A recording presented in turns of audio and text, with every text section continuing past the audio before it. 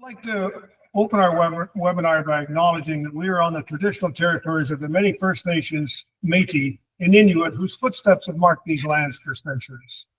An important step in reconciliation is our acknowledgement of traditional land.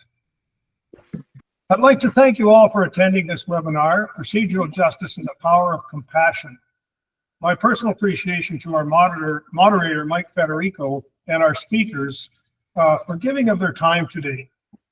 The interest in our coalition's mission, and particularly our vision to see the creation of a National Center of Policing Excellence, is growing.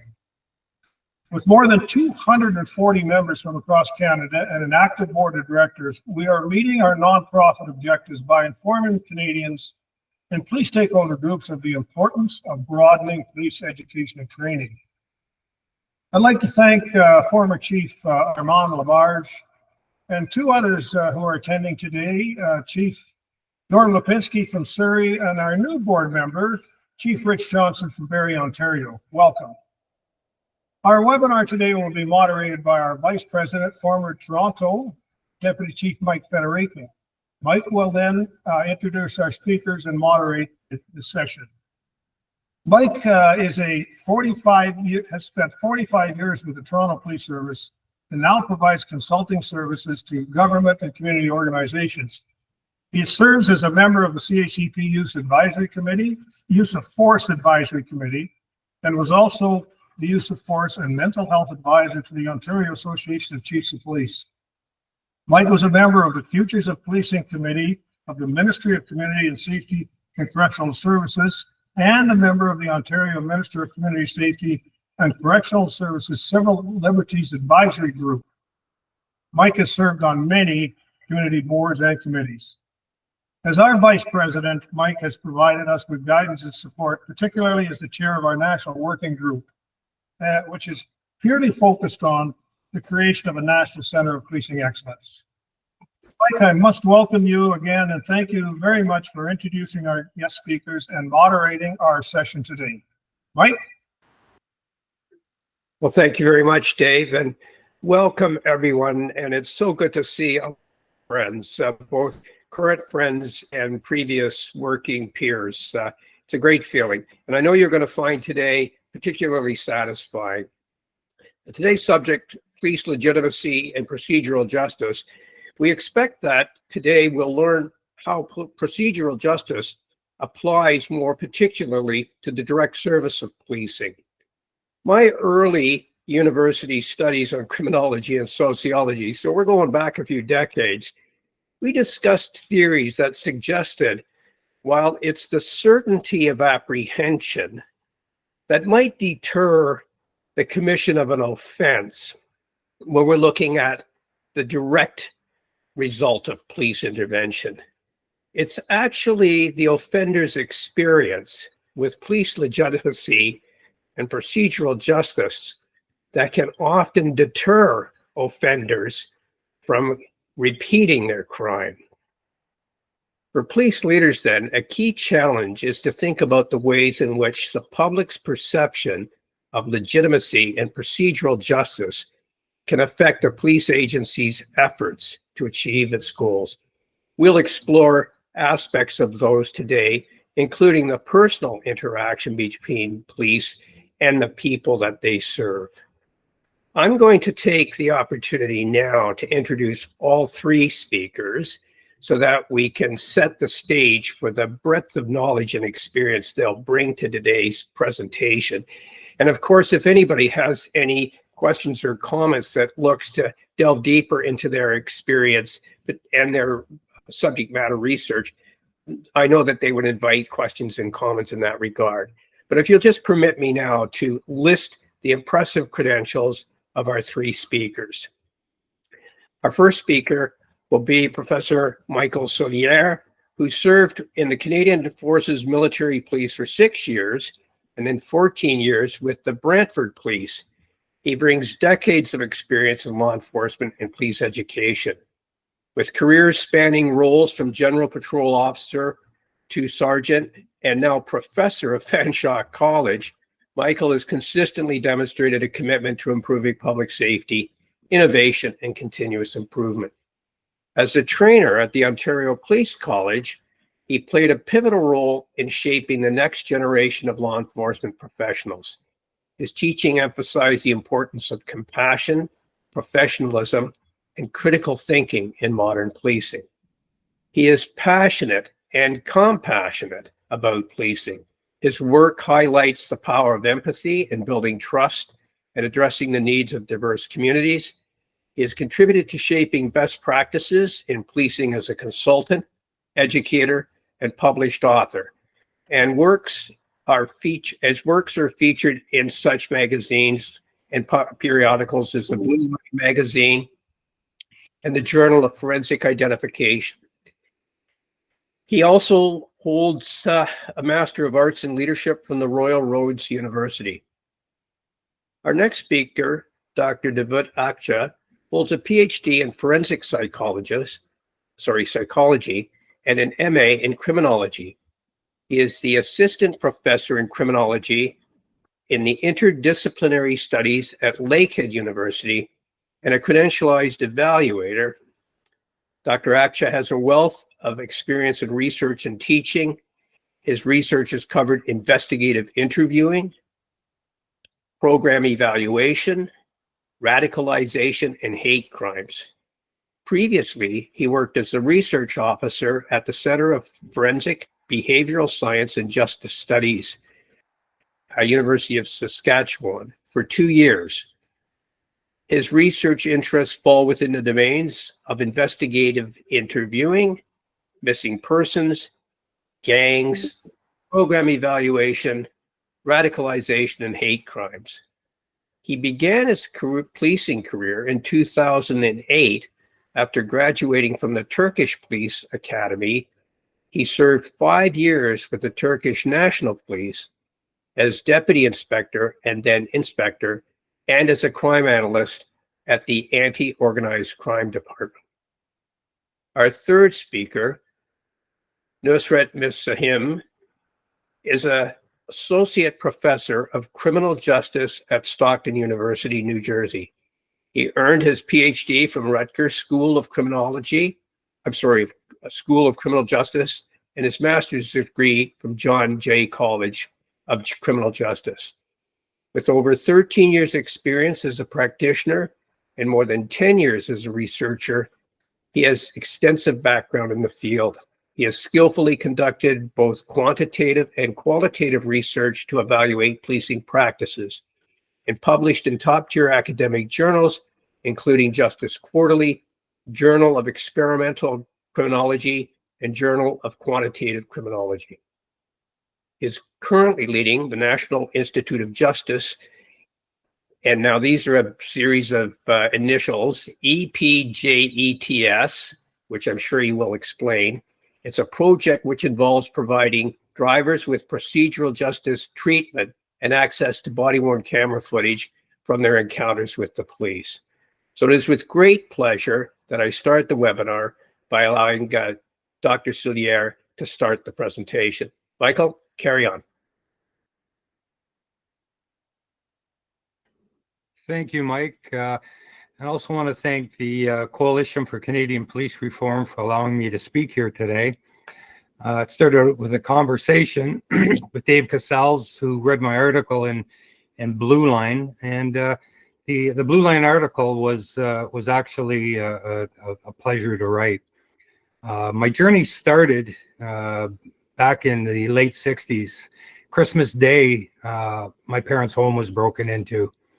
And I remember the Brantford Police Service had attended our home. And I remember the officer speaking to my mother and apologizing profusely for leaving a heel scuff mark on the tile floor in my bedroom. And I remember that compassion, but I also remember not allowing my mother to clean that tile off. Police officer told me that nothing bad was going to happen to me after that break and enter, and the heel mark on my bedroom floor was a testament to that. So moving a number of years ahead, my parents invested a lot of money in my hockey career, and at 14, I was starting to interact with some youth in the neighborhood that for lack of a better term, came from the wrong side of the tracks. I think I also lived on that side of the tracks. But one night I was out for a ride on a trail bike with one of these youths, and going through one of our city streets in town, and we came across a police officer. More to the point, he came across us. Got in behind us. There was no plates on our bike. Tapped on his overhead lights, hit the siren, and the person I was with, was run. So in a panic, off I went. Didn't stop. Nearly lost my life that night. Narrowly being missed by a truck. The officer continued to follow us and lost control of his vehicle, and we got away. So we thought. We went through a manufacturing building in Brantford, and one of the security people called the police. And as we were walking our motorcycles, the police officer pulled us over, and first thing he said to us was, "You boys are having some fun tonight." And I will say that my parents raised me well. I was the first one to put my hands in the air and say, "You got us." It was us. And off came Ken's Towing. They loaded up our motorcycles, asked the other gentleman, who was also named Mike, "Where do you live?" He lived up the street. We attended his residence, and I remember sitting in the front seat of the police car. We were separated, and I remember the officer getting into a bit of an argument with the boy's father. He was adamant that his son wouldn't do that, wanted his trail bike back, actually got into a little bit of a shoving match with the police officer. And like I'm saying, my eyes were as big as saucers. And he came back into the car after he served the required documents, told him we could get a release for the motorbike the next day. And the officer finally asked me my name. And I said, "Hey, it's Michael Souliere." And it turned out that the officer knew my family, went to school with my older brother. And I think he also knew that there was going to be appropriate justice dealt by my father, more than my mother, but by my parents. And I was so happy that they weren't home. They were off bowling that night when I got delivered home. My grandmother lived next door, and she greeted the officer, and he looked a little bit like Elvis Presley, and my grandmother was a big Elvis Presley fan, so she wasn't shy about complimenting him on his looks, I think, which also helped.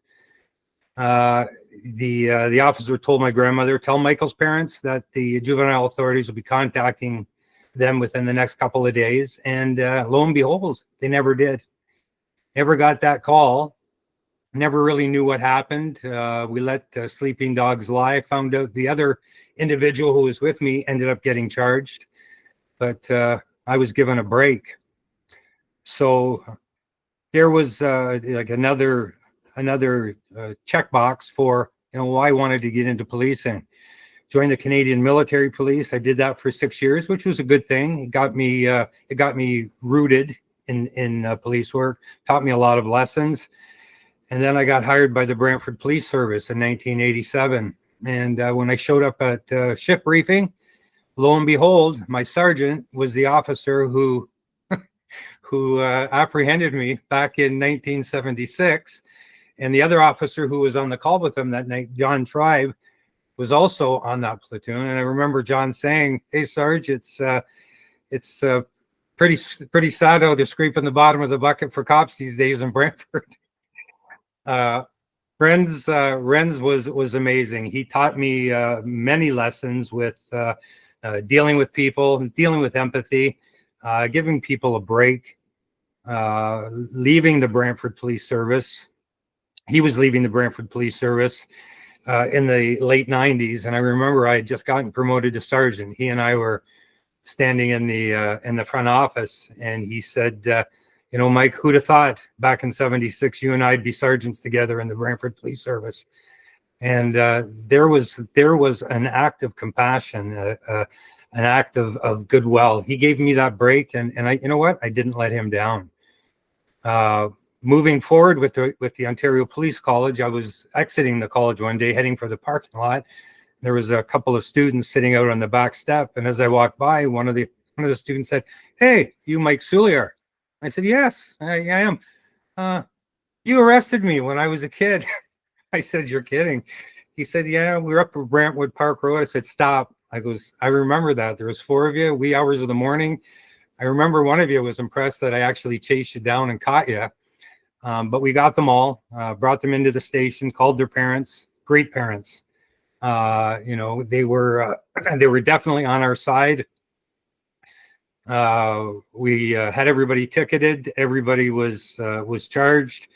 Actually talked to my sergeant again that night, Renz, and said, I'm thinking about contacting the Crown, see what we can do for these guys. Renz says, fill your boots, do what you need to do, Mike. And he said, just keep me in the loop. So contacted the Crown. I said, this is what I'd like to do. We spoke to the people whose cars were rendered, no damage. They got their property back.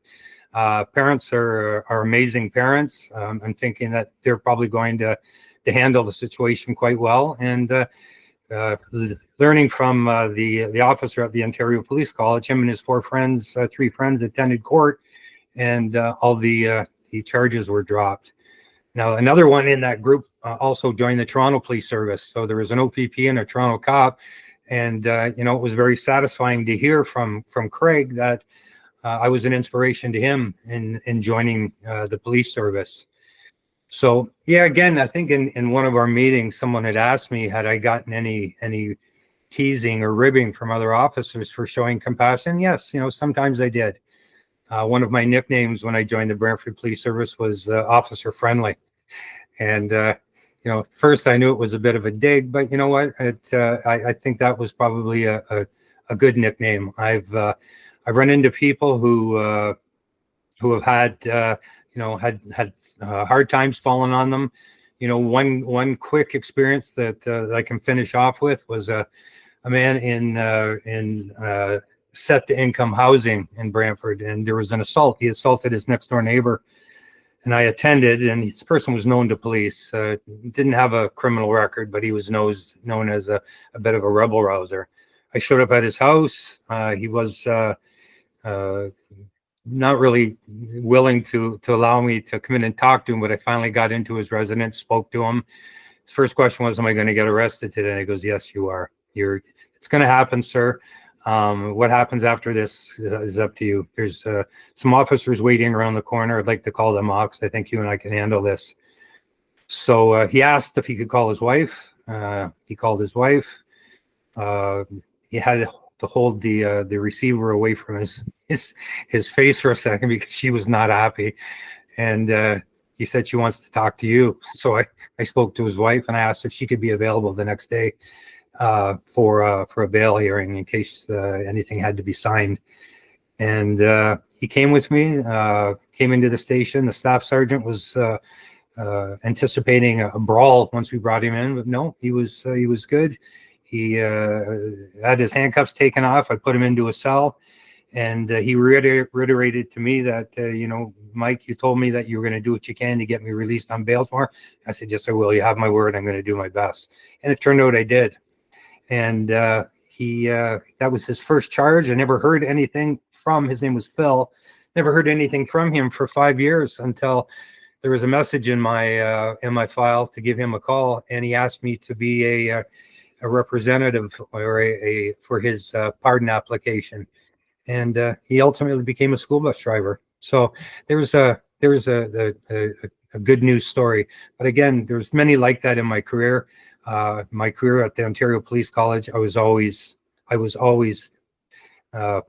pushing that with the students. The thing is, you have so much power. Don't forget about your discretion. Yeah, you have the authority, but always remember that how much good that you have in the position that you carry. So that's it for me. Thank you so much for allowing me to speak.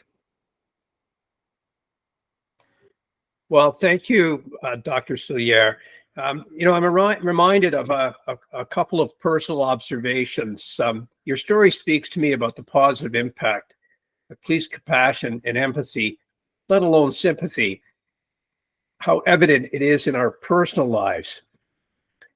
I wonder if a few of us remember the phrase that was often repeated when we were thinking about our careers, because many of our friends and contemporaries might have had varying views of our future potential.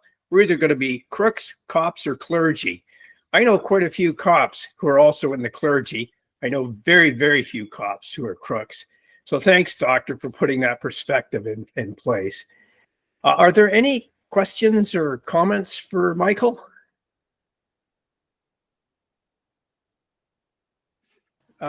Shirley Hefty has raised a hand. Shirley, speak up.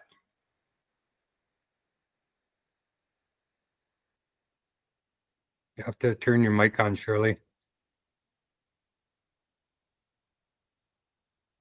Trying to find that pesky little icon.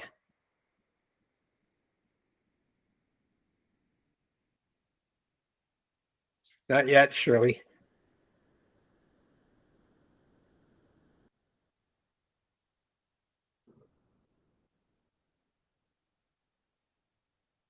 Now, Shirley, you can also submit your comment or question by chat, and I'll make sure that it gets shared with the audience. Okay, got it. There we go. Yeah, I just was saying that I regularly check Blue Line magazine because there are oftentimes stories or events recounted in there that you don't see every place else. That's been my experience. And when I saw the article about Mike Souliere, I was so impressed. I was so impressed because so much of that kind of attitude is necessary. And it's hard, no question. It's very difficult for police officers with all the power to have to kind of go down a little bit and do it a little differently if they can make a difference. And Mike has done that, and I congratulate him, and I'm so proud of that kind of attitude for our police, because I have a lot of regard for police. That's it. Thank you, Shirley.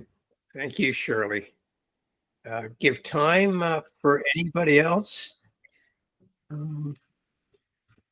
Holly, I see you've got a question or a comment.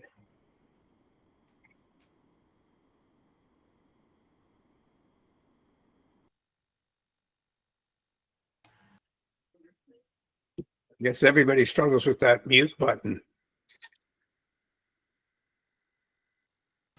I asked the question in the chat, but I can certainly speak to it. I'm aware that Brantford has a high Indigenous population. Can you tell us how you did different when you encountered Indigenous people in conflict with the law? Absolutely. I attended public school, middle school, and high school in Brantford. Some thought it might be difficult being a police officer in my hometown. It's quite the contrary. I was I'll pat myself on the back a little. I was a fairly good lacrosse player, and spent quite a bit of time actually in Ohsweken playing with Indigenous, and it was funny that I would remember. And they would remember myself. One comment was when somebody was not having a good day. They were trying to pay a parking ticket and were told by security that they couldn't pay the ticket here. They had to pay it downtown. Turned into a bit of an altercation. 2 police officers showed up. I wasn't one of them. I was kind of a third. As soon as I showed up on the scene, the person said, "Mikey Souliere, when did you become a cop?" And I said, I've been doing this for 5 years, Dwayne. And the thing is, he goes, I realize I'm probably going to be placed under arrest. He pointed to the 2 other cops, goes, "I don't want him or her to arrest me, but I'll let you arrest me." So yes, there was those types of calls. And I must admit, my father has Indigenous heritage. And the same thing, we had quite a good relationship. My brothers, my father, all in music. I was out at the Six Nations Reserve with my dad, watching him perform, and always had a great relationship with the Indigenous. As far as overall police, yeah, it had its challenges, but again, most of the time we were able to work through those. I hope that answered your question. Thank you. Thanks, Holly. Well, Dr. Akca, I'll give the floor to you. And I'd also like to note, for the benefit of the audience, Dr. Akca's association with Lakehead University, Thunder Bay, which of course has a large Indigenous population and is a hub for providing services to many of the communities further north in Thunder Bay. So, Doctor, please share your thoughts with the rest of the meeting. Thank you so much, Mike. So do you want me to go ahead with my presentation or more questions about? I'd say go ahead. Okay, sounds good. Thank you so much for inviting me to this important event. I will talk about a recent research study that we conducted in Barrie, actually, with Barrie Police. I think Chief Johnston is here in the audience. We had a great collaboration and partnership in this project. This was basically a research project that we evaluated the impacts of, sorry, I'm just gonna change where I'm presenting.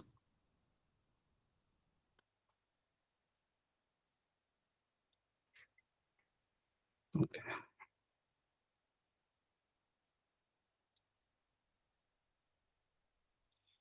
Do you see my presentation screen now? Looks Yes. good, Davut. If you can.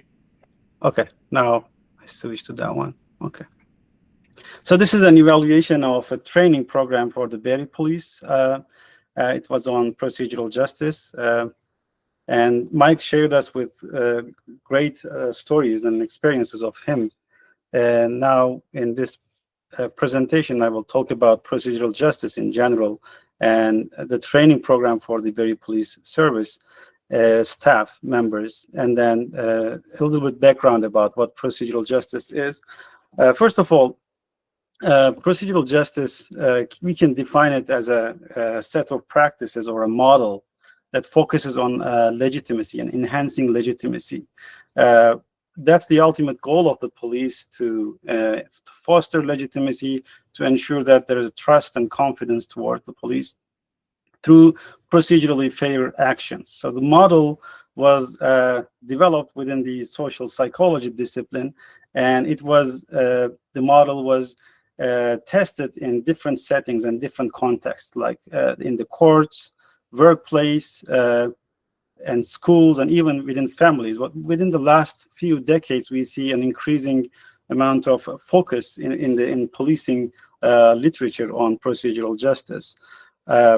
And it was found that the model has a lot of benefit for the police in terms of enhancing legitimacy, as I said, and ensuring that there is an internalized sense of obligation among citizens towards the orders and requests from the police, rather than having a coerced sense of obligation.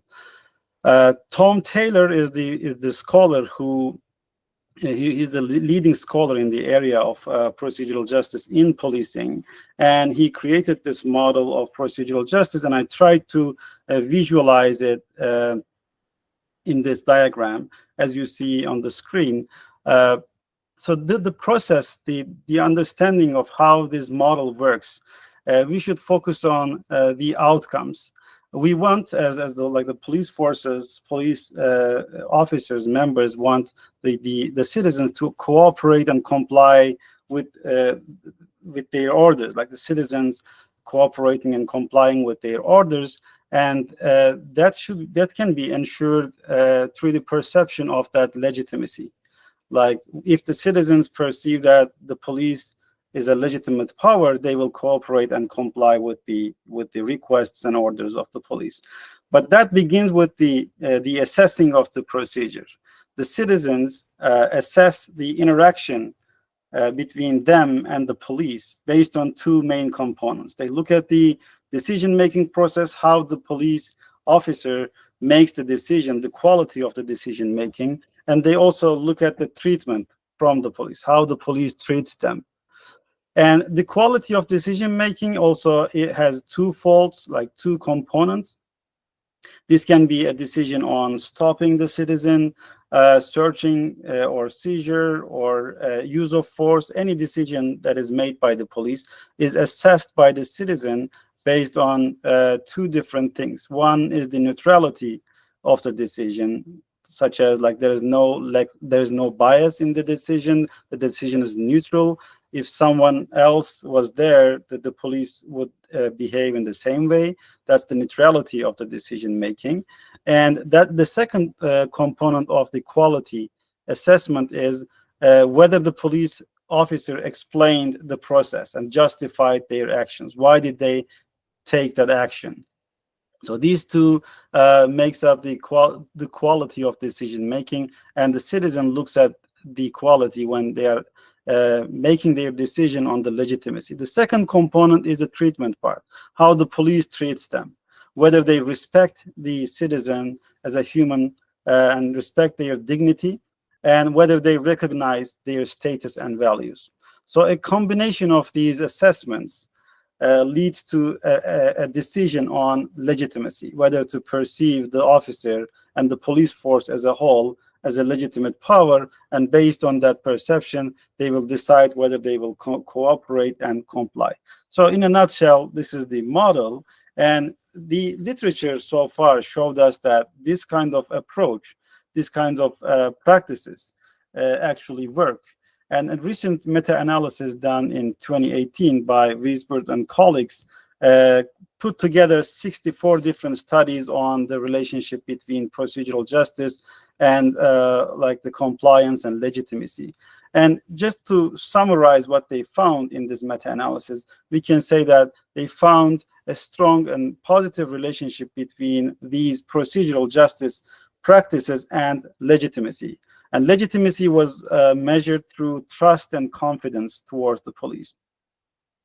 And legitimacy was also strongly and positively related with compliance with the orders of the police. So as a whole, these studies have shown that procedurally just actions of the police leads to compliance from the citizens. So that's a solid evidence in policing literature. But in our situation, in our research study, we are more interested in the training part of it, whether training works, whether training can help the police to adopt these practices, these values, and enhance their practices. So there is one recent study, one randomized controlled trial in the US done in 3 different states of the US. And they basically identified 120 different crime spots in 3 states, Massachusetts, Arkansas, and Texas. And they randomly assigned these crime spots into 2 different conditions. In one condition, some of these crime spots, the police applied the procedural justice practices, and the others, they only applied standard practices. And then they trained 28 officers based on the procedural justice model and principles. And they randomly assigned these officers to those places where they apply procedural justice practices. The training was a 5-day intensive training on the principles of procedural justice. And just to summarize what they found in the study, they found that the knowledge of the officers increased as a result of the training. The number of arrests when compared with the standard condition decreased in the areas where procedural justice practices were applied and the officers were trained. The behaviors of the officers based on the procedural justice principles increased. The public perceptions in terms of their trust and confidence towards the police was improved as a result of the training, and the crime level decreased when compared with the control area. So this was an important study. Of course, Nusret will share their own study, and that will give us a better understanding, but there is a solid evidence in terms of the impact of training as well. So in our study, we focused on a 1-day short training on procedural justice in Canada. There was a lack of research in Canada. We couldn't see any other studies in Canada on procedural justice training. This was probably the first one in Canada. So we specifically examined after a one-day training on procedural justice whether the officers will have an enhanced support for the procedural justice concept and the principles. And we also wanted to measure to what extent the principles of procedural justice was internalized by the officers, by the members. And we also wanted to measure the implementation of those strategies in the daily practices of the officers. So looking at the training that the Berry Police staff received, this was a training in September 2023, last year, given by a world-renowned evidence-based policing expert. It was framed as a training for trainers, and basically the 4 pillars of the procedural justice were taught to the officers. These were the fairness and consistency, voice and representation, transparency in actions, and impartiality and respect. And during the training, the members were shown some videos, and they were involved in some interactive elements to be engaged in the training process. There were 9 officers in this training, and the average age of the officers was 43, and the average years of experience was 18. There was a variety of educational background as well. 3 of the officers had a bachelor's degree, 5 of them had a college degree, and 1 of them had a high school degree. So how we evaluated the training outcomes, there were 2 different methods that we used. The first one was assessing basically the level of knowledge, the extent to which they improved their understanding on procedural justice. We did kind of a pre-post surveys 2 weeks before the training and 2 weeks after the training. We asked them to fill out a survey, and in the survey we asked them to vote or to score their agreement level on certain statements on procedural justice principles. There were around 20 items, and by using a Likert scale from 1 to 5, we asked them to what extent they agree with those statements. And we also showed them some vignettes in which they were shown a scenario, and we asked them questions based on that scenario to see their reactions on certain police-citizen interaction scenarios. This is, as I said, this is to assess the level of knowledge before and after the training. And 6 months after the training, we kind of did a follow-up interviews with them to understand to what extent they adopted these principles into their practices and their interactions with the citizens. So in the surveys, there were 20 items. In many of the items, in 15 of the items, the level of agreement with those statements were already high among these officers.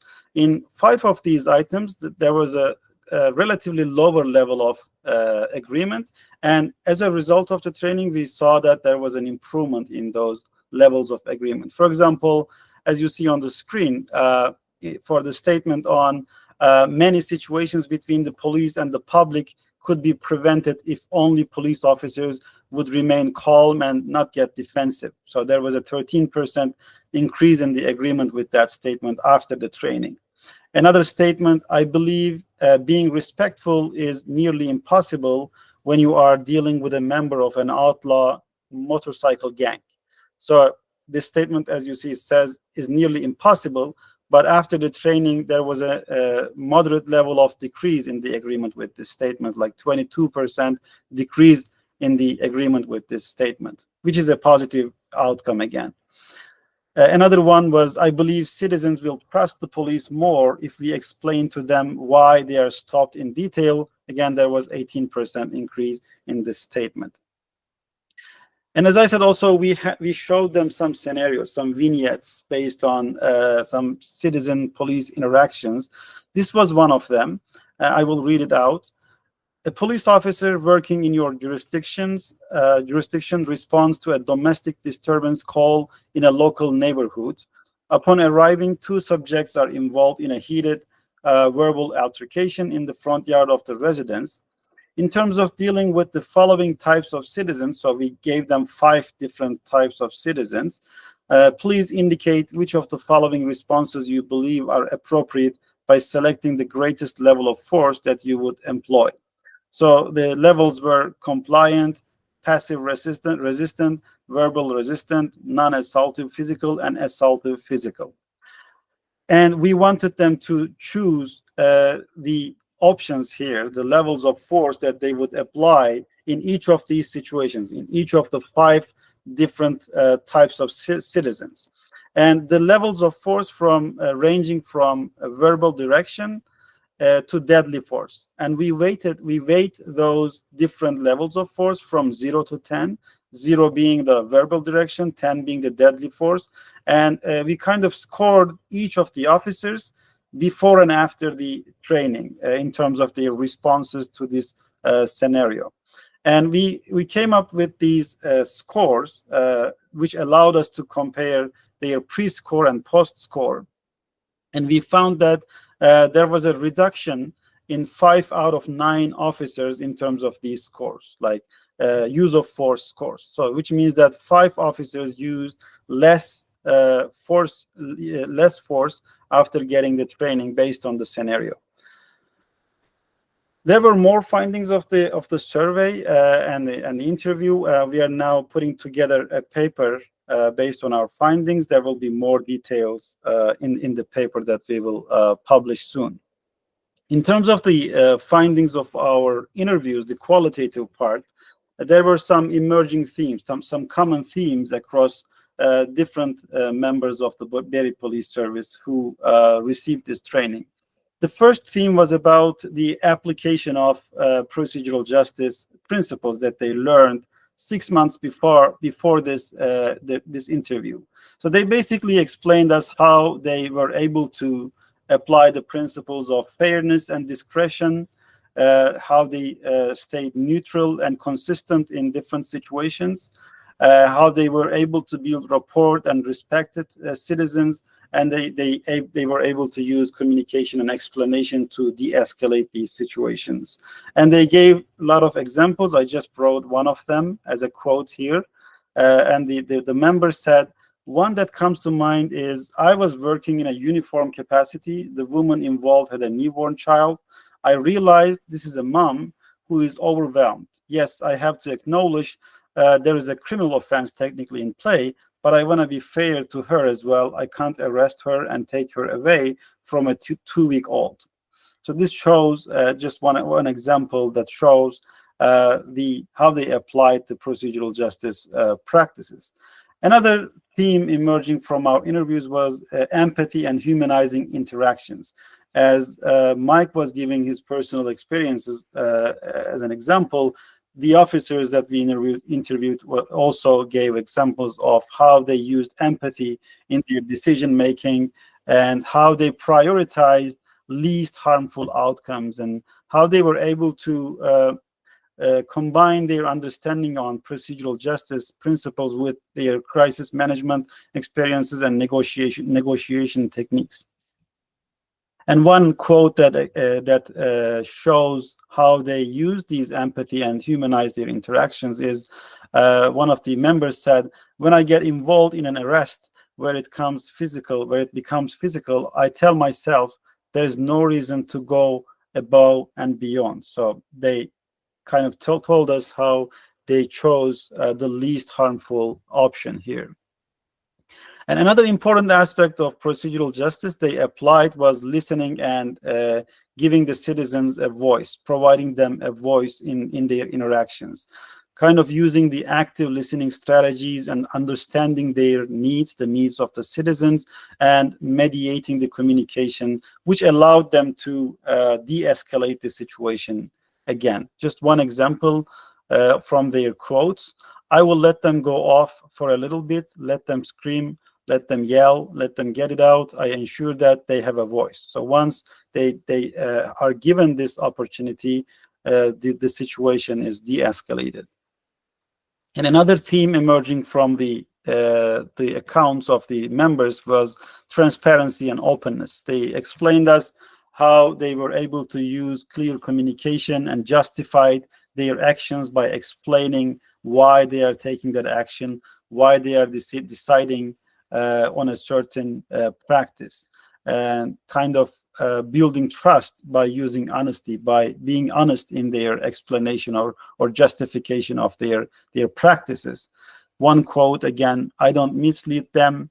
I let them know what's going to happen in their arrest. Even if the outcome, even if the decision is not pleasant for the citizen, when they are being honest, when they explain and justify their action, this is the outcome." And another theme was de-escalation and reducing resistance. As I explained in the other themes, they use these practices, these procedural justice principles to de-escalate the situation. They become more patient, and they try to understand the root of the resistance, why they are resisting, why the citizen is resisting, and trying to explain based on those root causes of their resistance. One of the officers said, take the extra 20 minutes to talk to someone if it helps de-escalate the situation. And we also asked them what the challenges were when they were trying to implement the procedural justice practices. The most common challenge was the time, and also together with time, supervisory constraints.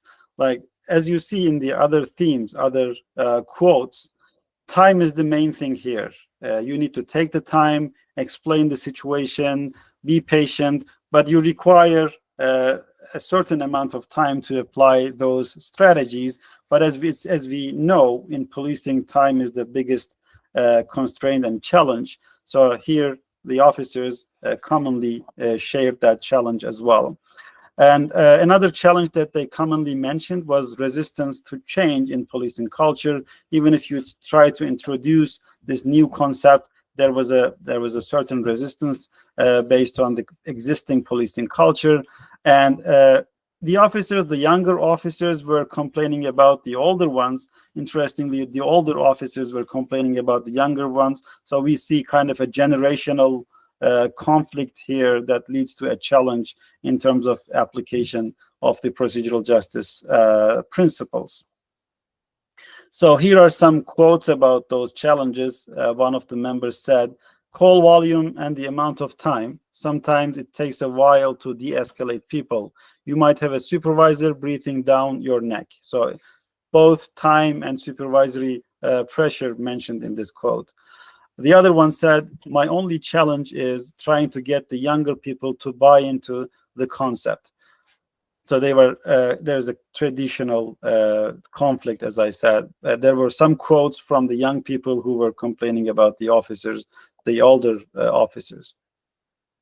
And we also asked them if they had the opportunity to train the others in their platoon, in their own team. They also talked about those things as well. They were able to teach the procedural justice principles to younger officers, although there are some challenges that I mentioned. And one interesting thing that they mentioned was they use body-worn camera footages to reflect on what they did, what the younger officers did, what the other members in their platoon did. That kind of gave them an opportunity for learning based on their own experiences. And they told us how they were able to apply procedural justice to de-escalation training. So they kind of combined different techniques like de-escalation techniques and procedural justice techniques. And they told us how they were able to teach humanizing police-citizen interactions and teaching by modeling, teaching by showing with their own experiences. They modeled these practices to show the younger officers in their platoon. Here are some quotes about that theme. I explained, if you want to stay out of trouble, you don't want complaints. You want to treat everybody fairly. Another member said, I spoke to my platoon. I went over the 4 pillars with my rationale on how it benefits you in terms of less complaints. So we see that the principles are not just for ethical reasons, but also tactical reasons, to have less complaints, to have better relationships with citizens. So overall, as we saw in the model, these practices will lead to legitimacy, to ensure that there is trust and confidence towards the policy, towards the police. And this was a common theme emerging from the interviews that we had with the members. one of the officers said, if all of us could apply those principles, we would definitely have more support from our community and more trust. And we also asked them, finally, we also asked them how they got reactions, what kind of reactions that they got from the citizens. And they commonly told us stories how the citizens explained their gratitude for the compassion and respect that they saw from the officers, even if, as I said, even if the process was unpleasant, the result of the process was unpleasant for the citizens. They explained their gratitude towards the police. I will not discuss these things. They were mentioned throughout my presentation. I know that there is a time constraint. I want to end with a quote from a podcast, a recent podcast in the Jerry Ratcliffe's Reducing Crime channel. It was saying that it takes 10 positive contacts with the police to overcome the bad effects of one negative contact. So it's not just improving, enhancing the practices, but also eliminating those negative contacts and experiences, which will ultimately give the police to enhance citizen interactions and citizen trust and confidence. So that's all for my presentation, but if you have any questions, I will be happy to answer.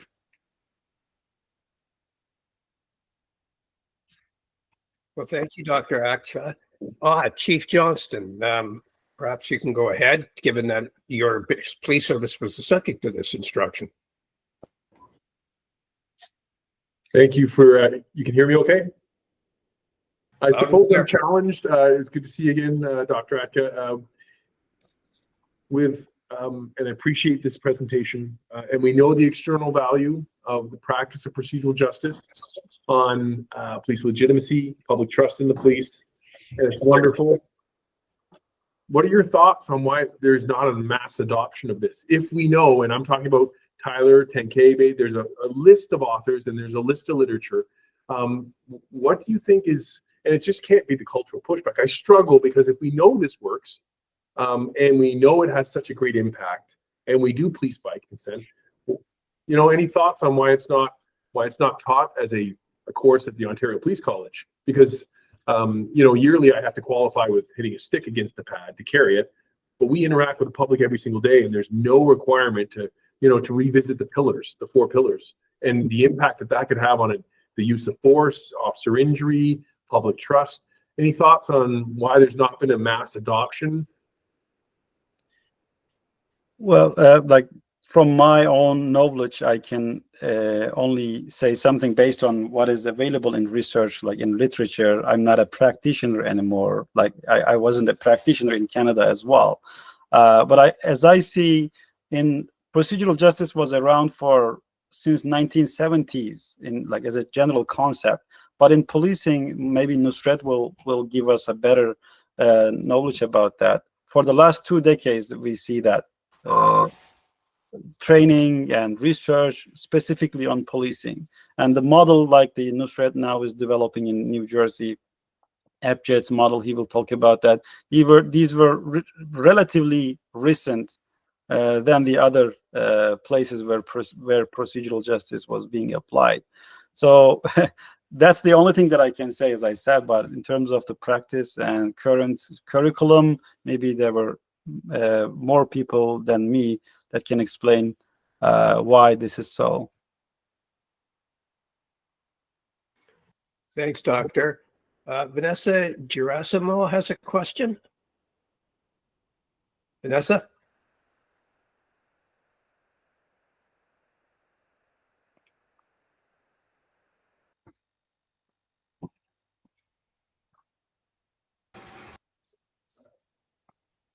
Vanessa, you're still on mute. Sorry about that, everyone. I think I'm just mobile right now, so I think that was just a mistake. Oh, okay. All right. Retired Deputy Chief Kim Derry has a comment. Kim, why don't you share that so the group can join in?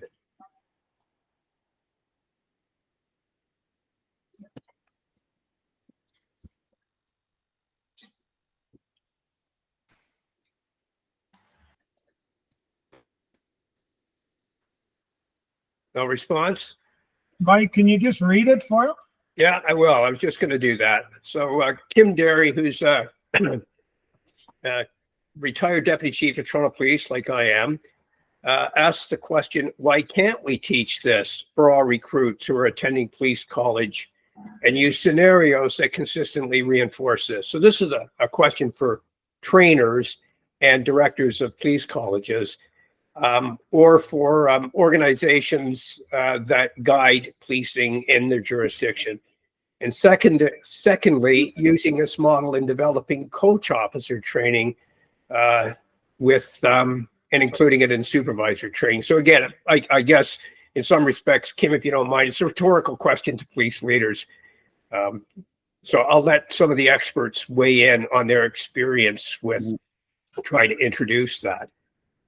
Any comments from our, maybe Chief Johnston, since you're an innovator in introducing the training in Barrie, and I applaud you for that. I just want to note that it's, in my opinion, it's an example of progressive police leadership. And by progressive, I mean enlightened police leadership.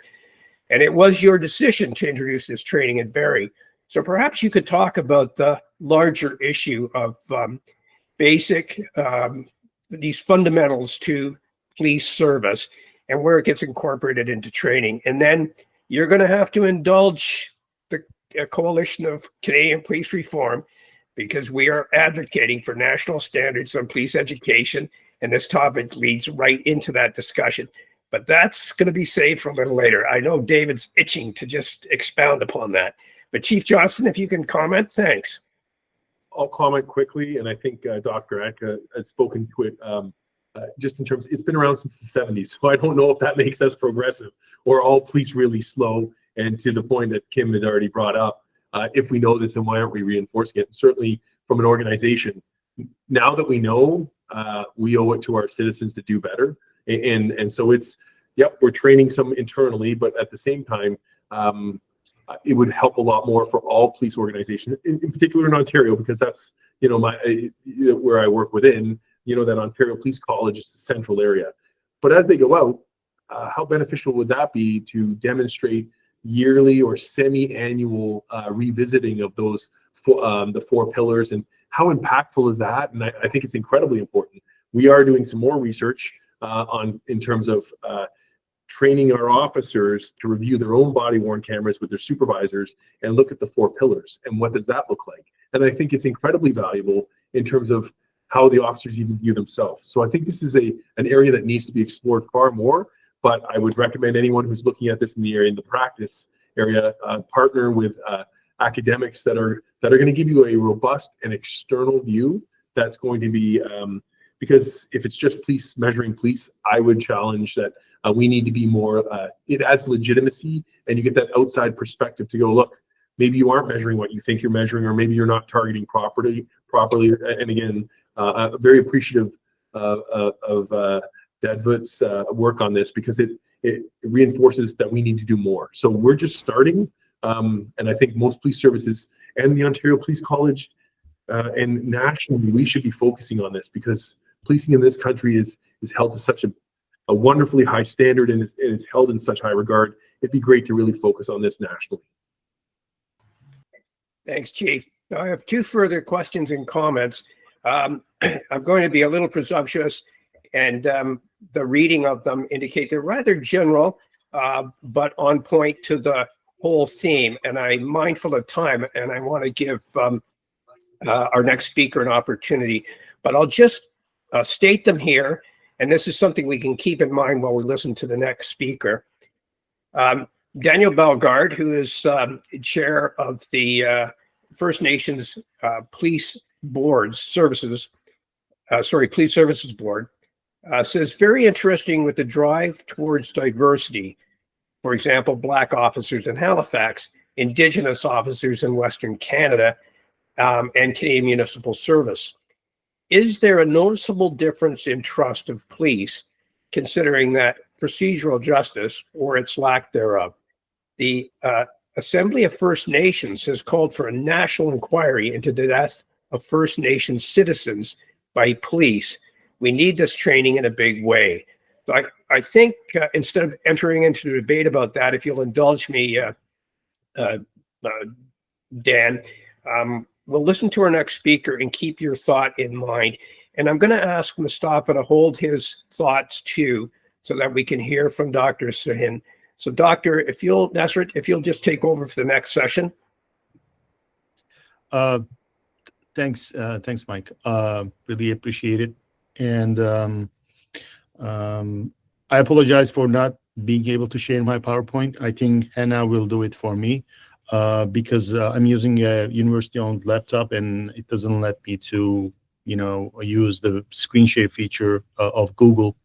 But let me introduce myself. This is Nusrat Sahin, and I'm an associate professor of criminal justice at Stockton University in New Jersey.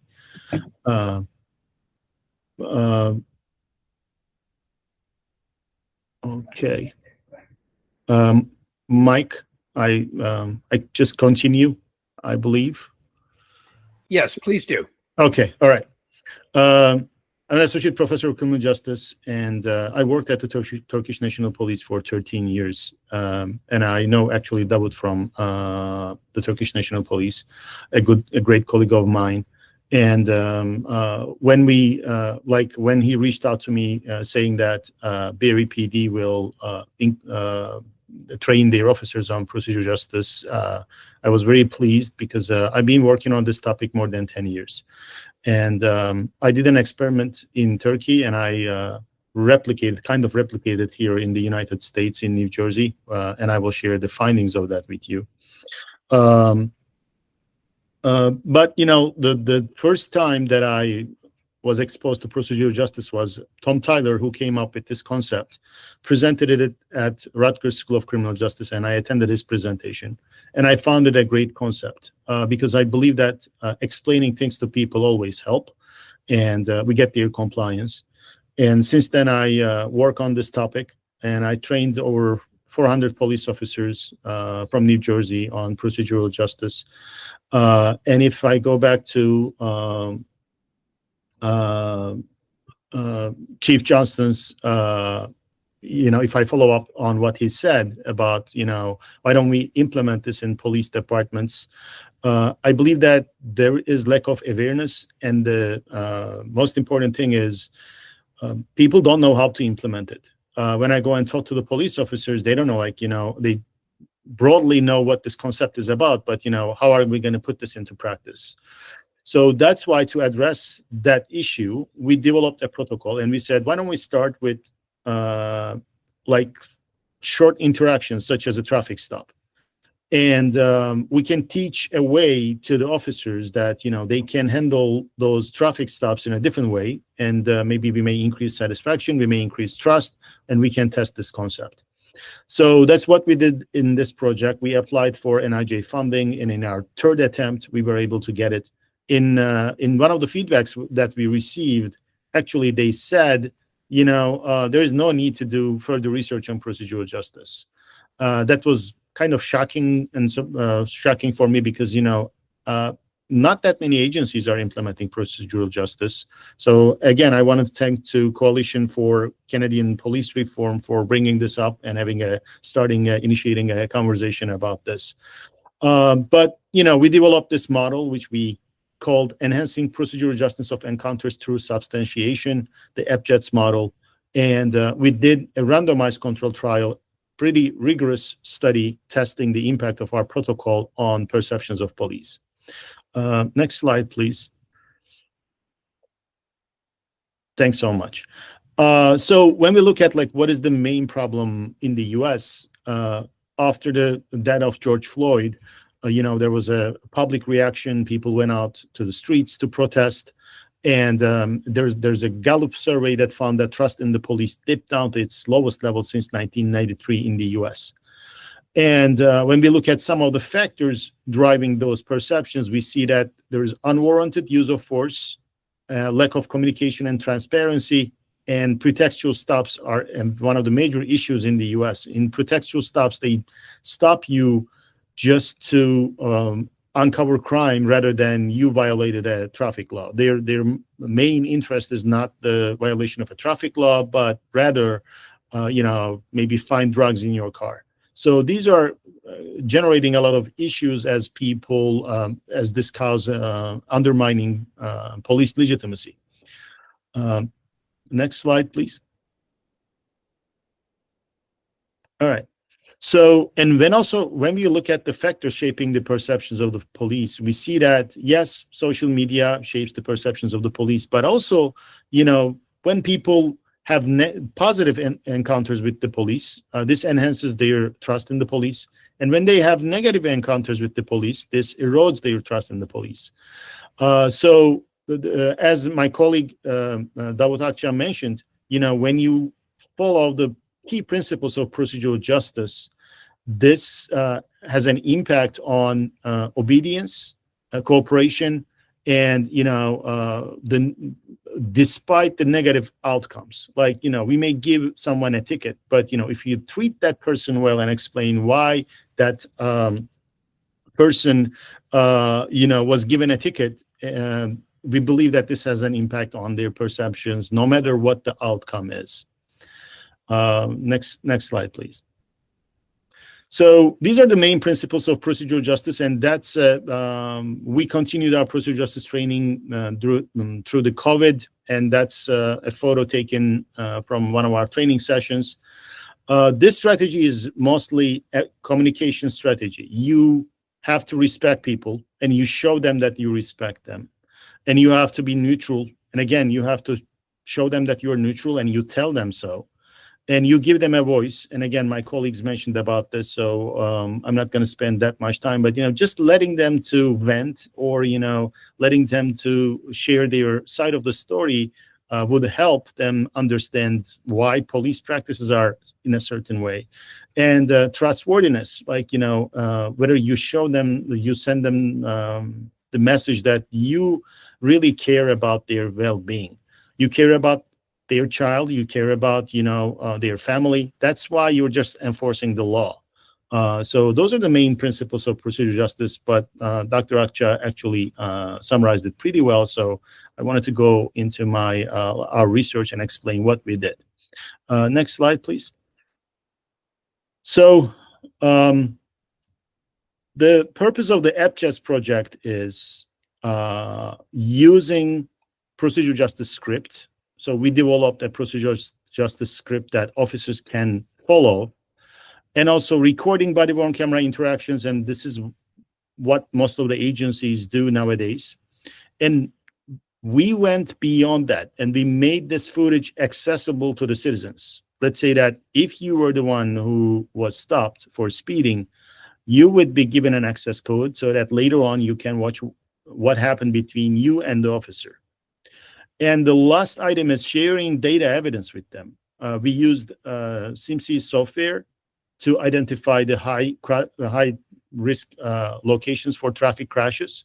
And we also gave hand pamphlets to the drivers so that they would see why officers are prioritizing enforcement in certain areas. Next slide, please.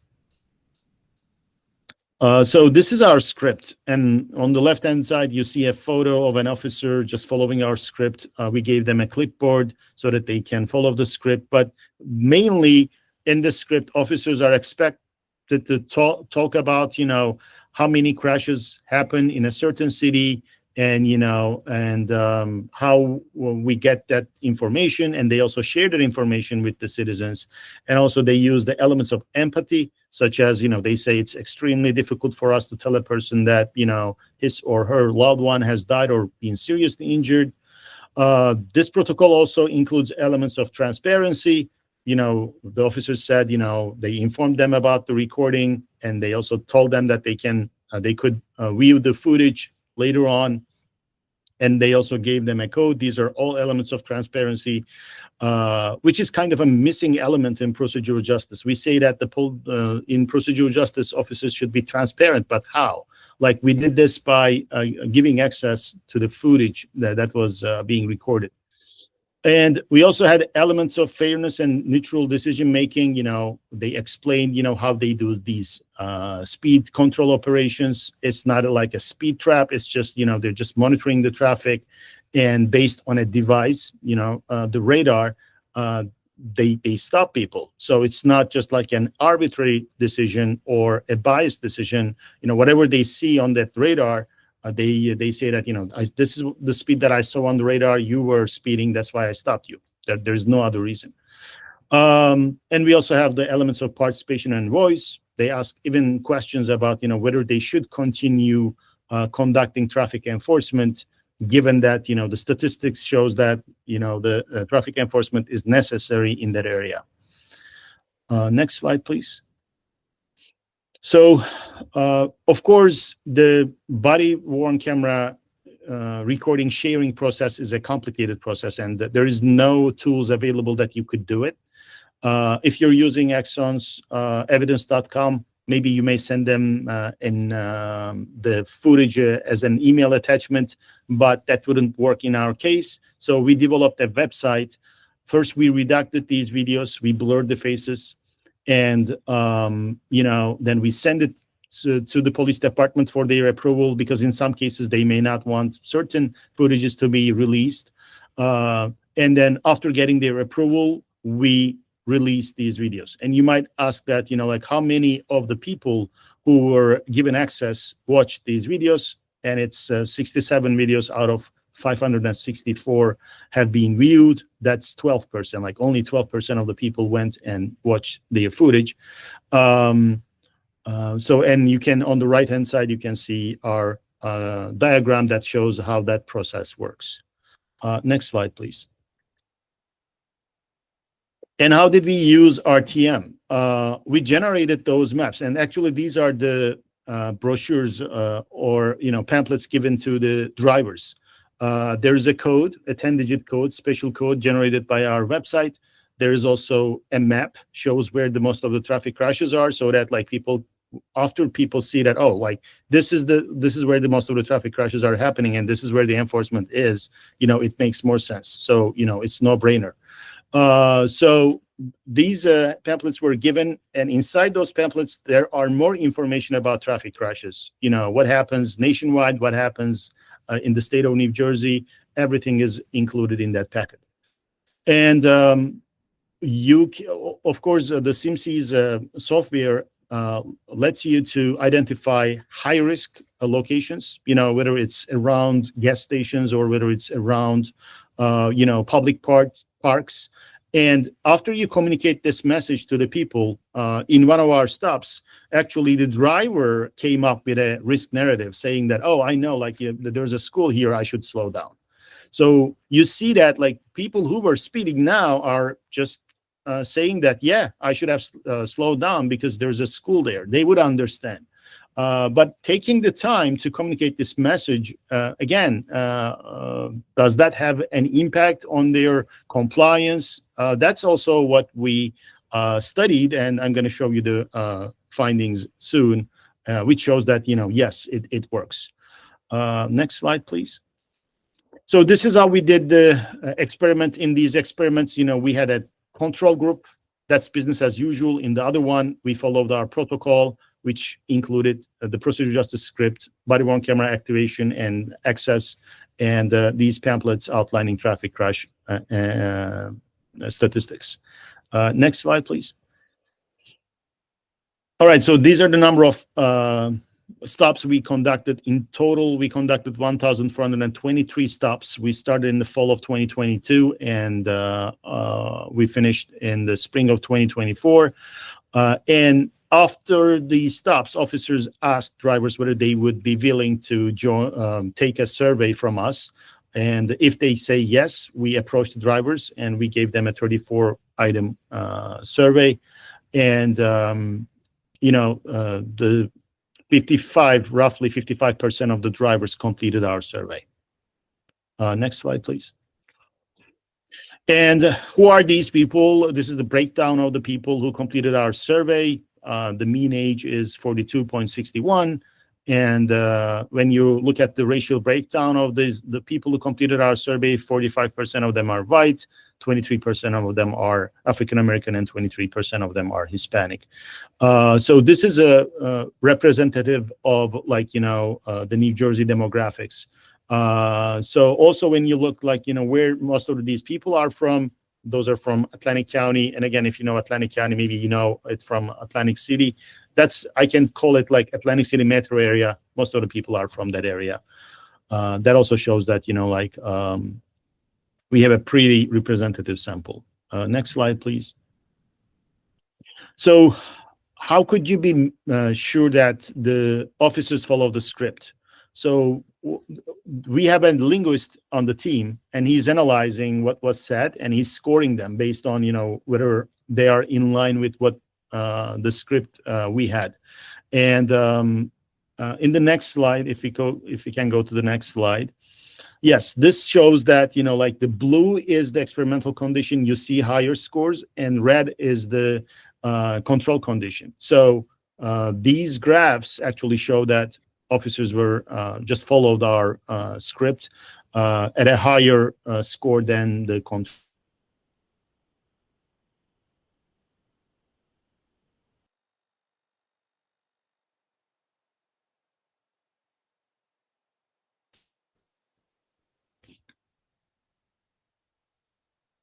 Yeah, if you could go on to the next slide.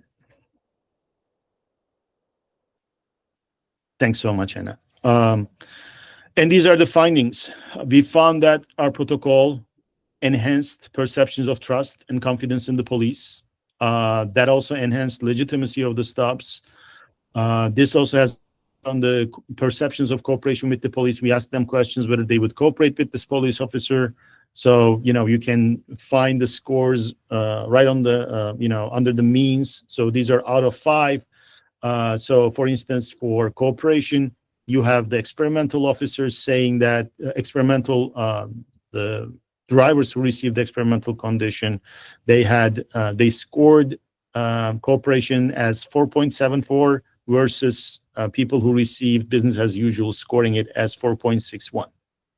And we also have police professionalism attributed to the body cams, and we see a significant increase in such perceptions. So we asked people whether body cams are making police more professional, and people who are in our group scored this much higher than people in the control group. And finally, we also saw our protocol enhanced obligation to obey the police directives.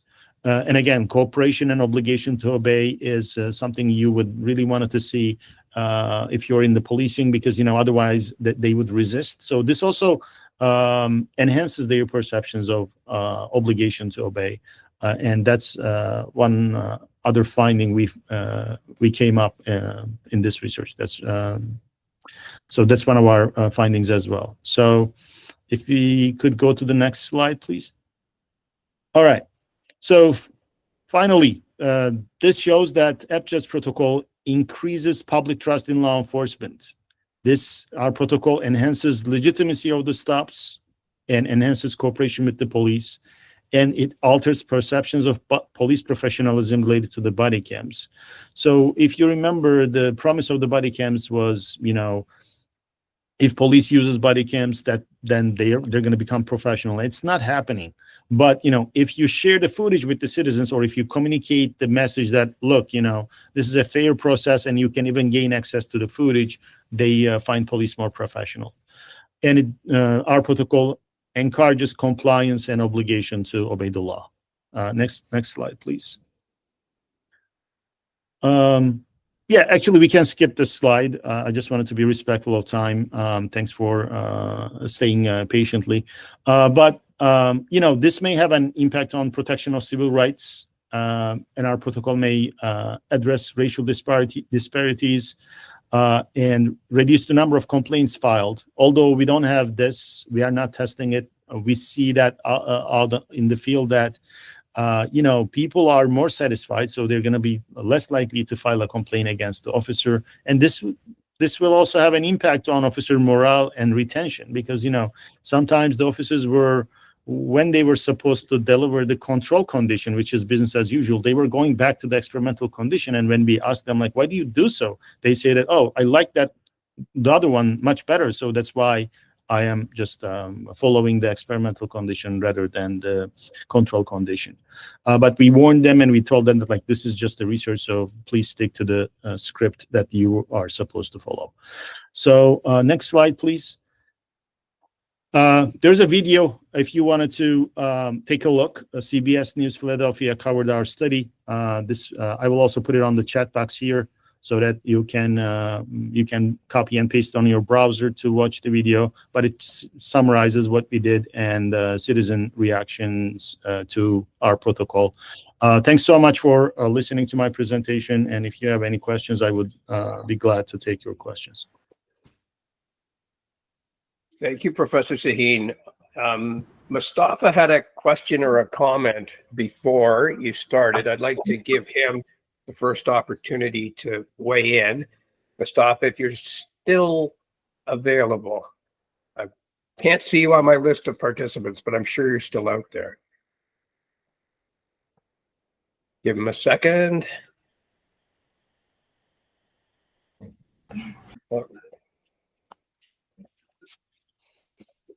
Okay, well, we wait for Mustafa if he's still out there, or perhaps he can use the chat section. Kim Derry's raised a hand. Go ahead, Kim. Yeah, now I've got the mic working. Just a question there, Doctor. Same question, I guess, about Canada. But in the US, with your research, is the adoption of this model being widely accepted, introduced, trained? Like, why is there resistance to it? Or is there resistance? Yeah, that's a great question. Actually, there is no resistance, but there are no resources. Like I also gave a survey to the officers who received our procedural justice training, and what they say is, you know, we don't have the time, we don't have the resources. So I think that's the biggest issue.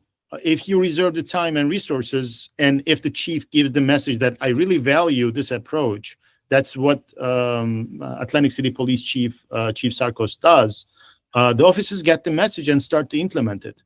But if you don't teach them how to implement this, and you know, like if you put them in a classroom and you know, like just lecture them on procedural justice, you don't expect them to do this or follow the principles of procedural justice. If you don't reward the officers who follow the principles of procedural justice, again, we can't expect them to follow this. I think it's just mostly the motivation, and it's just like, you know, just teaching them, like, you know, you may talk for days about procedural justice, like just give me a simple script, just tell me what I'm going to do, right? So I think if agencies would start to do that. In our case, our project doesn't include, you know, developing something workable. If any agencies would reach out to us and tell us that, you know, like, would you teach us how we're going to do it?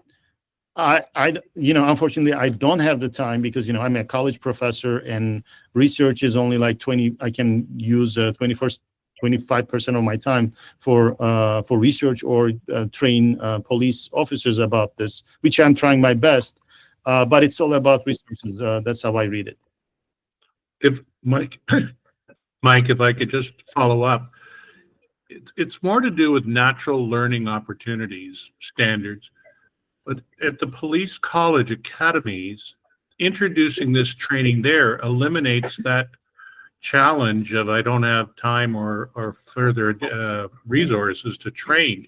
Why isn't it a consistent approach to training at the very beginning? Gee, I wonder why the National Center of Police Excellence is getting some interest, Kim. Shameless commercial for the Coalition for Canadian Police Reform. But let's put it out there. Dave has a comment. I know Dave has got a comment. Well, first of all, I do, and I must thank all of the speakers. I found them excellent presentations, but I just want to say, not specifically, Mike, the National Center, but just logic should sink in here. Everything that a police officer does is dealing with people. Quality policing comes from the minds and the hearts of the people doing the work. It doesn't come from helicopters and reports and guns and all of the technical side of policing. Quality policing comes from the minds and the hearts of the people doing the work. Everything that a police officer does is the heart of policing, dealing with people. And it's a basic, having compassion and empathy and understanding procedural justice would pay so much dividends if there was something like a national center, even in the United States. I'm only speaking of Canada. A National Center of Policing Excellence can bring many, many of these topics together, topics that cannot be taught in a 6-month training program. I think what's holding us back in Canada is tradition. We have a traditional basic entry-level recruit training program. And all of the chiefs and the colleges complain about the number of hours they have to teach, but they always stick to the tradition. It's the tradition that fills this time. So that's why a National Center of Policing Excellence is so important for Canada, where researchers like yourselves, people from the community, and police practitioners can pull together a current and relevant curriculum for entry-level police officers. That's critical. To me, it's I think it was Nazareth that used the term no-brainer. It's time for leadership to take a hold, whether it's police leaders, and I compliment Chief Rich Johnston for doing just that. The police leaders in Canada, the police board leaders and others that could bring this together just by supporting the notion of a National Center of Policing Excellence. And I believe we'd have far more success in preparing our police officers for the difficult work that they have to do if that center was in place. I'm going to leave it there, Mike. We're really just a couple of minutes past our time, but I'll leave it to you for any concluding remarks or any concluding remarks from anyone else. Thank you. So thank you, Dave. I do have a couple of concluding remarks, but I just want to make sure I give all the participants an opportunity to either comment or question one last time, but we are pressed for time.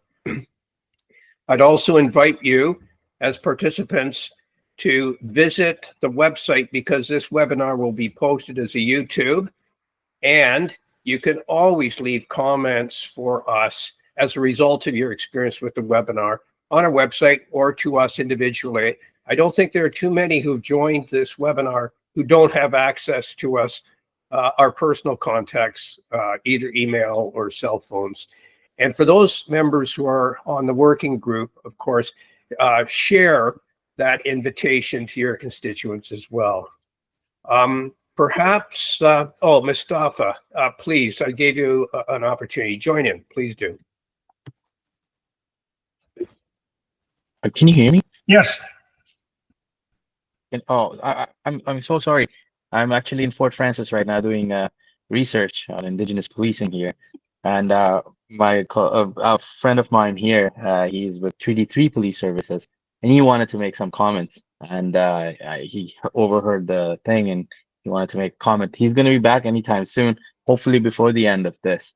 My mic wasn't working, that's why I couldn't say anything. But thank you very much for inviting me, and thank you, Mike, and I appreciate you. Yeah, if he comes back within the time, I'll let him make his comment. He works with 3D3 Police Service. Yeah, that would be great. Thank you. Well, thank you, Mustafa.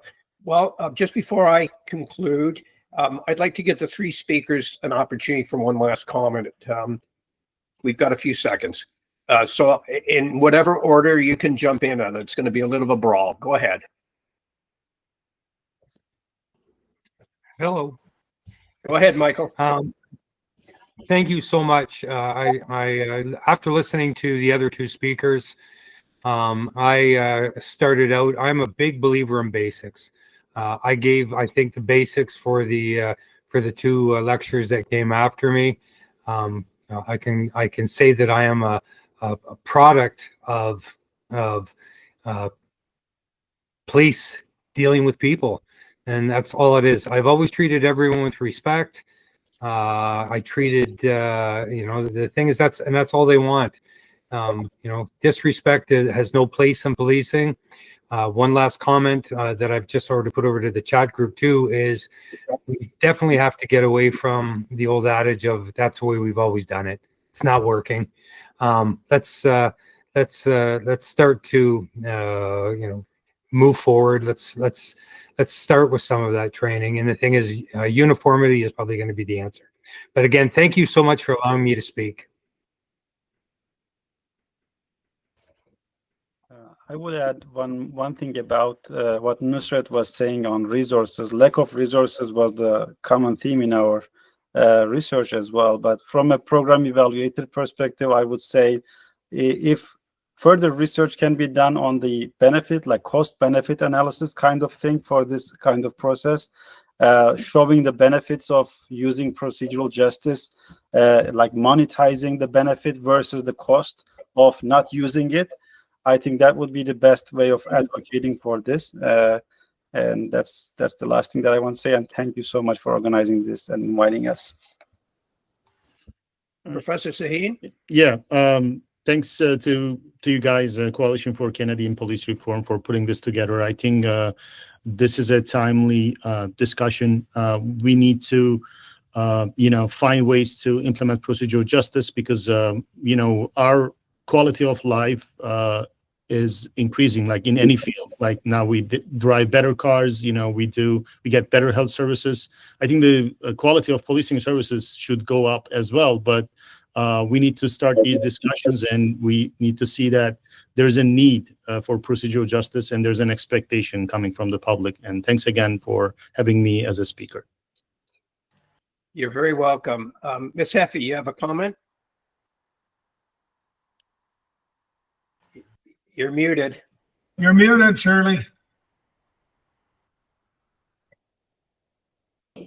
I'm okay. You can hear me? Yes. Okay. I've conducted, as a lawyer, police oversight for almost 20 years. I conducted oversight of CSIS. I conducted oversight of the RCMP for 10 years and the Calgary Police Service. And all the things I have heard today, all the issues that I've had watching all of this and struggling with oversight and with police, oftentimes struggling, yes. It's a blueprint. It's like a blueprint for better, something much, much better. And as I listen to this as well, I'm excited, of course. I just think all the presentations have been amazing. What is often the problem with this, and what I've seen, is that resources. It's such a big deal now to change things and to educate and train police. It's going to need a lot of money, and that's.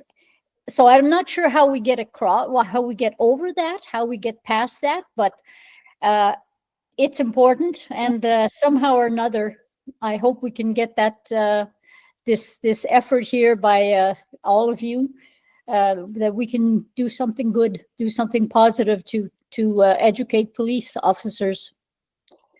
That's it. Thank you, Ms. Heffy. Mustafa, we're running close, so jump in. Yeah. So this is Armand Jourdain from 3 Police Service, and you overheard us and you want to make a comment.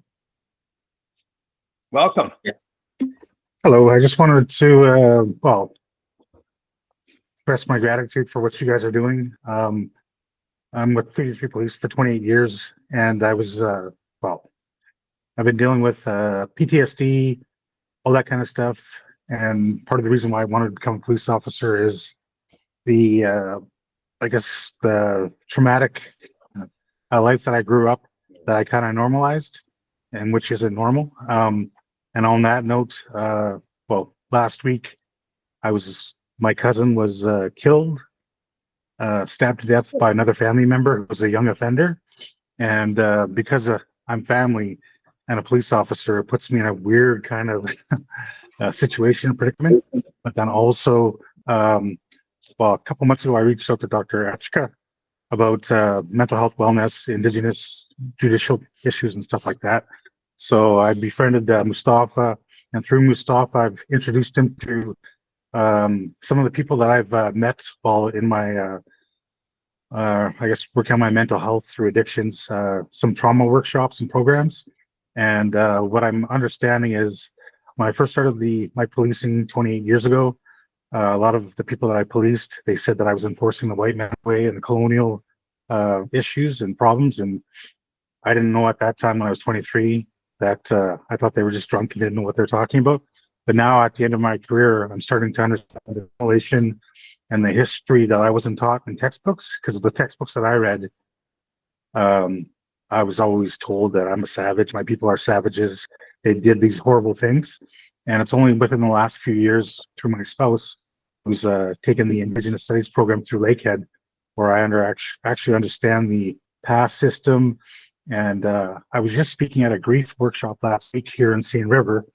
And at the grief workshop, they were talking about how COVID has affected everybody worldwide. And I said, that's good, because I said, now the world can appreciate how, colonialism and the Canadian government treated my people, as far as you have to stay on this plot of land. You can't leave. If you leave, you'll get charged or incarcerated with the COVID vaccine and all that kind of stuff. But then I said, if people can appreciate our history, my history of Indigenous people within our own country, and COVID, something positive will come out of that as far as the mental health studies. But then also through policing, and now that I'm ending, I'm trying to learn my language, learn the culture, because the more I understand, I believe some of my psychological mental health issues were from a lack of identity. And by not understanding my culture and being ashamed, I've realized how, I guess the purpose of assimilation. And what I've been trying to do with our police officers in Treaty 3 is I've been working with CAMH, and I joined the Shkabi Mukwa program about providing trauma-informed care and, Indigenous trauma-informed care to these people. So I said, if we don't understand how to work with the people who are suffering and the people who are committing some crimes, then I said, how are we supposed to help them as protectors? I said, we're failing them from the get-go. So what I always do is, when I get somebody in the back of my cruiser, I always ask them to share their story with me, how they ended up there. And then through that, a couple of people have kicked addictions. They thanked me.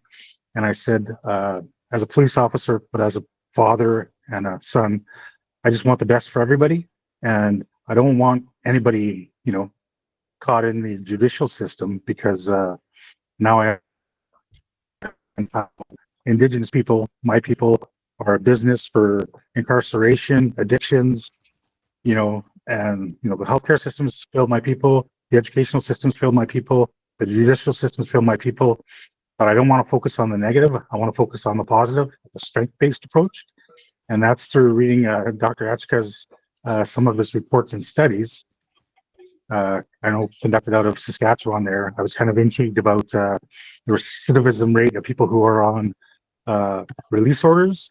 And through that, I said, because we're still caught up, my police service, about breaching, as far as, I said, they're actually doing more time on these breaches than the actual offense. But then I said, instead of us waiting for them to fail these conditions, I said, why don't we help them or see, what's going on?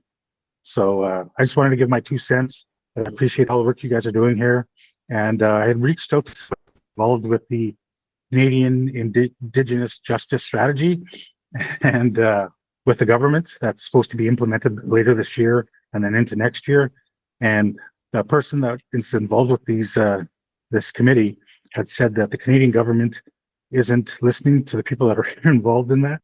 And I'm like, okay, that's, I understand the window dressing and all that stuff where, tokenism, where my people are, tokenism as far as, participating on this board or this committee or whatever. So miigwech for allowing me to speak. I was only going to speak a minute or two, but I appreciate the work you guys do.